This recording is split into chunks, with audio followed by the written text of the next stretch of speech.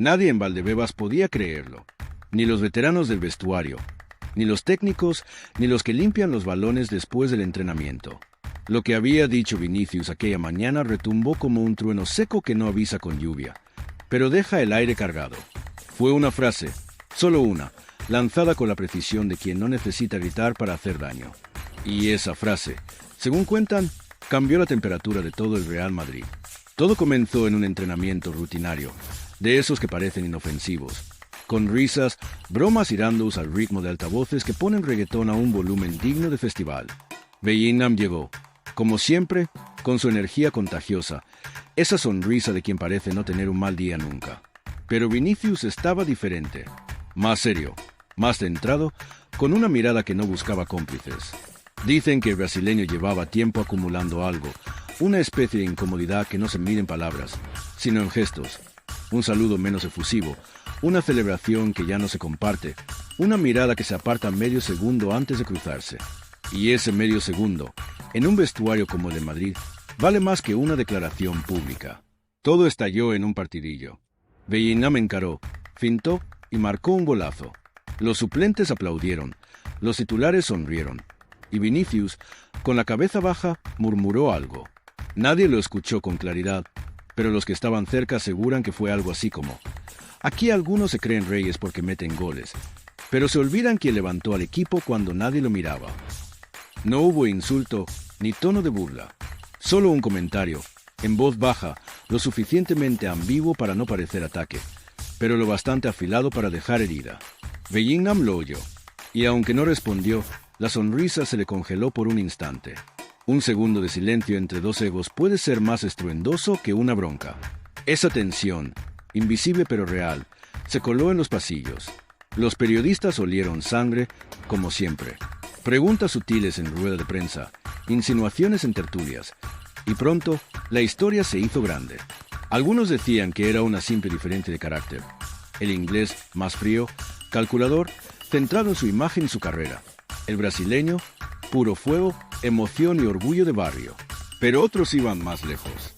Hablaban de celos, de protagonismo, de portadas. Desde que Bellingham aterrizó y comenzó a romper récords, la narrativa cambió. El chico inglés pasó a ser el nuevo líder blanco, el heredero de las grandes leyendas. Y Vinicius, el que había cargado a Madrid a la espalda en tiempos de transición, pasó a ser el segundo nombre en los titulares. Para algunos, eso no era nada. Para él, era todo. En el fútbol, los egos se manejan como dinamita. Con cuidado, con distancia y sabiendo que cualquier chispa puede acabar en explosión. Vinicius es un jugador que vive de las emociones. Cuando se siente querido, se multiplica. Cuando siente que lo dudan, se enciende. Y ahí empezó el problema. A medida que los goles de Bellingham se contaban como capítulos de una novela épica, Vinicius sentía que su propio relato perdía peso. Y cuando un jugador siente que su historia deja de importar, empieza a escribir otra, por su cuenta. No fue la primera vez que algo así ocurría. En la historia de Madrid, los duelos internos han sido tan épicos como los partidos. Zidane y Figo, Ronaldo y Raúl, Cristiano y Vale. Todos diferentes, todos intensos. Lo curioso es que en cada caso, el conflicto no surgió del odio, sino del hambre, del deseo de ser el que marca la diferencia. Y en el caso de Vinicius y Bellingham, esa rivalidad tenía un sabor nuevo. Era la lucha entre la vieja energía emocional del fútbol sudamericano y la frialdad estratégica del fútbol moderno inglés. Dos formas de entender el juego y la gloria. Pero hay algo que el público no sabe. Esa supuesta frase de Vinicius no fue improvisada. Según algunos dentro del club, llevaba días preparando el terreno. En una charla privada con amigos, habría dicho que estaba cansado de que algunos crean que el Madrid se sostiene por una temporada buena y no por años de sacrificio. Era su manera de marcar territorio, de recordar que él no es un actor secundario en la película blanca. Y sin embargo, el comentario se le escapó en el peor momento. Porque Bellingham, aunque joven, entiende perfectamente el poder de la narrativa. No respondió con palabras, sino con gestos. En el siguiente partido, celebró su gol mirando al palco y señalando el escudo. Un gesto tan calculado como contundente. Vinicius, desde lejos, lo observó. Aplaudió, sí, pero sin sonreír. Y en ese aplauso, muchos vieron más ironía que admiración. El vestuario se dividió sin querer. Algunos, sobre todo los más jóvenes y los sudamericanos, se alinearon con Vinícius, a quien veían como el alma del equipo, el que nunca escondía la pasión. Otros, especialmente los recién llegados, se sintieron más cómodos con la calma británica de Jude, su profesionalismo y su aura de estrella moderna. Ancelotti, con la paciencia de quien ya ha visto incendios peores, intentó apagar el fuego con declaraciones medidas. Pero en el fútbol los silencios suelen decir más que los comunicados. Lo más fascinante de todo fue cómo la afición reaccionó. En las redes, la batalla se trasladó a cada post del club. Los Te Am Vini y Te Am Bei se multiplicaron. Memes, comparaciones, encuestas. Algunos defendían que sin la magia del brasileño, el Madrid perdería su chispa. Otros aseguraban que el liderazgo silencioso del inglés era el futuro. Y mientras tanto, ambos jugadores seguían rindiendo a un nivel tan alto que el conflicto parecía alimentar su rendimiento. Como si competir entre ellos los hiciera mejores. Algo casi poético, si no fuera tan peligroso. Y aquí es donde conviene detenerse un momento. Porque más allá de la anécdota, lo que pasa entre Vinícius y Bellingham revela un fenómeno profundo. El cambio de era dentro del fútbol. Ya no se trata solo de talento, sino de relato. De quién maneja mejor su imagen, quién domina el lenguaje mediático, quién se convierte en símbolo de algo más grande. Vinícius representa la pasión pura, el juego de barrio, la emoción que se desborda. Bellingham encarna la nueva escuela, elegante, mediática, controlada, con una narrativa perfectamente medida. En cierto modo, el conflicto entre ellos es un espejo de nuestro tiempo. La espontaneidad contra la estrategia. Y si ya estás flipando con esto, suscríbete, que lo que viene es aún más fuerte. Porque lo mejor, o lo peor, de todo es que esa historia aún no ha terminado. La tensión creció. En un entrenamiento cerrado al público, cuentan que hubo una conversación cara a cara. Sin cámaras, sin intermediarios. Vinícius, directo como siempre, le habría dicho: «Tú juegas bien, pero no entiendes todavía lo que es en Madrid». A lo que Bellingham, tranquilo, respondió: «Quizá no, pero tú tampoco entiendes que en Madrid no vive del pasado». No hubo gritos, ni empujones. Solo miradas. Dos maneras de amar el mismo escudo chocando sin piedad. Después de eso, algo cambió. Ambos siguieron jugando juntos, asistiendo el uno al otro, celebrando cuando tocaba. Pero el público notó la diferencia. Menos abrazos, menos complicidad. Lo suficiente para que los rumores nunca murieran. Los periodistas buscaron culpables, los aficionados buscaron explicaciones y los rivales disfrutaron del espectáculo. ¿Por qué? Seamos sinceros, en el fútbol los dramas internos son tan irresistibles como los goles. Pero lo más interesante llegó meses después. En un partido decisivo de Champions, cuando el equipo perdía y el público comenzaba a impacientarse, Bellingham falló una ocasión clara. El estadio murmuró. Vinícius se le acercó y, en lugar de reprocharle, lo animó. Fue un gesto mínimo, casi imperceptible, pero real. En ese momento, algunos entendieron que el conflicto no era odio, sino competencia, que lo que los separaba también los hacía imparables juntos.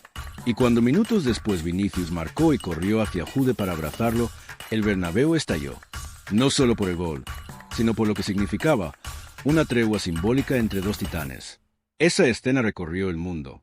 Los medios hablaron de reconciliación, de madurez, de liderazgo compartido. Pero dentro del vestuario, todos sabían que lo que había cambiado no era la relación, sino la perspectiva.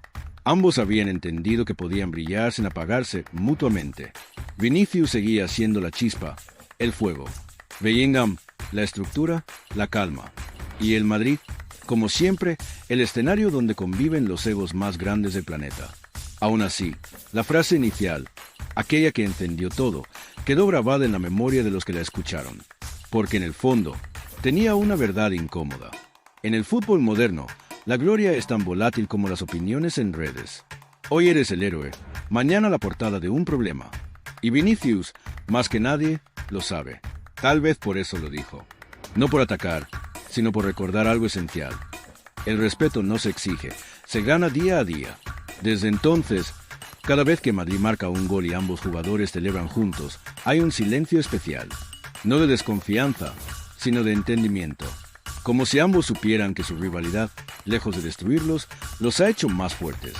Porque en el fútbol, al final, los grandes no se miden solo por los títulos, sino por cómo afrontan los choques de ego, las sombras del éxito y el peso de la historia. Y si te está gustando esta historia, dale al botón de suscribirte, porque lo que no se cuenta en los telediarios, aquí te lo contamos con todo el detalle. Lo que pasa entre bambalinas, lo que nunca se dice en rueda de prensa, lo que realmente mueve los hilos del vestuario más mediático del mundo. Porque esta no es solo la historia de Vinicius y Bellingham, es la historia eterna del poder, del orgullo y del equilibrio imposible entre el yo y el nosotros. Un pulso que define a los grandes equipos y a los grandes jugadores. Y aunque las cámaras muestren sonrisas, los que conocen el fútbol saben que detrás de cada brazo hay una batalla silenciosa por el alma del equipo. En el fondo, esa tensión es el motor invisible de la excelencia. Y quizá, solo quizá, el secreto de por qué el Real Madrid nunca se cansa de ganar. Y es que esa batalla silenciosa se percibe en los pequeños gestos, esos que las cámaras no registran pero que los que han pisado un vestuario reconocen al instante. En cómo uno tarda medio segundo más en chocar la mano del otro tras un gol. En la manera en que Bellingham baja la cabeza cuando Vinicius gesticula ante un pase que no llegó a su pie. En cómo, al terminar los entrenamientos, el brasileño se queda más tiempo practicando regates, mientras el inglés repite una y otra vez ejercicios de precisión, como si ambos compitieran no por superarse al rival, sino por demostrarle al mundo que su estilo es el que define a Madrid. Porque eso es lo que hay detrás de todo. Una pugna sutil por el significado de lo que representa vestir esa camiseta. Vinicius encarna la idea romántica del fútbol, la que vive del instinto, del riesgo, de la jugada que rompe las reglas porque se basa en la emoción pura. Él no mide los pasos, lo siente. No analiza al rival, lo huele. Es un jugador que vive en presente, que se alimenta de la adrenalina del instante. Su fútbol es casi un acto de rebeldía. Por eso, cuando ve a Bellingham repasar cada movimiento con una disciplina casi quirúrgica, algo dentro de él se incomoda. No por envidia, sino porque lo percibe como una amenaza a la esencia que él defiende. El fútbol como arte, no como ciencia. Bellingham, por su parte, observa a Vinicius con una mezcla de admiración y distancia. Sabe que el brasileño tiene un talento que no se enseña, que no se entrena. Pero también cree que la genialidad sin control es como una tormenta sin dirección. Espectacular, sí, pero ineficaz si no cae donde debe. Por eso, cuando lo ve perder un balón intentando una filigrana en el minuto 90, aprieta los dientes, no por desprecio, sino por frustración. Porque para él, el fútbol se gana con cabeza, no con impulso. Y esa diferencia filosófica, más que cualquier palabra, es la verdadera raíz del fuego que arde entre ellos. Lo interesante es que ambos tienen razón. Vinicius tiene el alma que el fútbol moderno intenta domesticar, y Bellingham tiene la mente que el fútbol antiguo a veces olvidaba cultivar. Son extremos de una misma cuerda, y el Madrid, como institución, vive precisamente de mantener esa cuerda tensa. Cuando uno se suelta, el otro equilibra, y cuando ambos tiran con la misma fuerza, el resultado es devastador para los rivales. Dentro del club, los veteranos los observan con una mezcla de fascinación y cautela. Modric, con su diplomacia silenciosa, suele ser el mediador invisible. A veces, se le ha visto acercarse a uno y otro con la misma naturalidad, lanzando comentarios que no suenan a consejo, pero lo son. El Madrid no necesita estrellas que se miren, sino constelaciones que brillen juntas. Habría dicho un día en el gimnasio, sin levantar la voz. Ninguno respondió, pero ambos entendieron. Ese tipo de frases quedan flotando. Se filtran, se clavan. No resuelven nada al instante, pero siembran el equilibrio. En los pasillos, los preparadores físicos notan los cambios de ánimo más rápido que nadie. Saben cuando hay tensión porque se siente en el ritmo del entrenamiento. Cuando el ambiente está cargado, el balón corre más rápido, los choques suenan más fuerte, las risas se apagan antes. Y esa semana, después del famoso comentario, todo sonaba distinto. Bellingham corría más concentrado que nunca, y Vinicius más desafiante. En cada carrera, en cada toque, parecía haber un mensaje cifrado. No competían contra nadie más, solo entre ellos. Incluso el staff de comunicación del club lo notó. Cada foto publicada era revisada con precisión quirúrgica. Si aparecían juntos, el público analizaba sus gestos con lupa. Si no aparecían, los rumores se disparaban. En una ocasión, una simple imagen en la que Vinicius sonreía con Rodrigo mientras Bellingham hablaba con Kroos generó miles de comentarios sobre una supuesta división brasileños versus europeos. La realidad, claro, era más simple y más compleja a la vez. No había bandos, solo egos buscando espacio. Pero el detalle más revelador estaba fuera del campo. En los días libres, cada uno elegía mundos distintos. Vinicius se movía entre la espontaneidad de las redes, los eventos con amigos, las risas ruidosas, la energía de quien vive sin plan. Bellingham prefería los entornos controlados, sesiones de patrocinio, entrevistas cuidadas, cenas discretas. Uno disfrutaba de la exposición, el otro de la contención. Y esa diferencia, aunque parezca mínima, marcaba todo. Porque en el Madrid, ser figura no depende solo de jugar bien, sino de cómo manejas el personaje que el mundo espera que seas. Esa tensión silenciosa se notaba también en los partidos, en la forma en que se buscaban o evitaban en el campo. Cuando Vinicius arrancaba por la izquierda y Bellingham se ofrecía al espacio, había una fracción de segundo de duda. ¿Pasa o no pasa? Y cuando el inglés tenía el balón en 3/4, la mirada del brasileño lo retaba a elegirlo. Cada decisión, cada pase, tenía una carga simbólica. No se trataba solo de jugar al fútbol, sino de demostrar confianza. Y en un equipo de estrellas, la confianza vale más que los goles. Los aficionados más atentos notaron también esos matices. Algunos incluso revisaban repeticiones cuadro a cuadro, buscando signos de reconciliación o ruptura.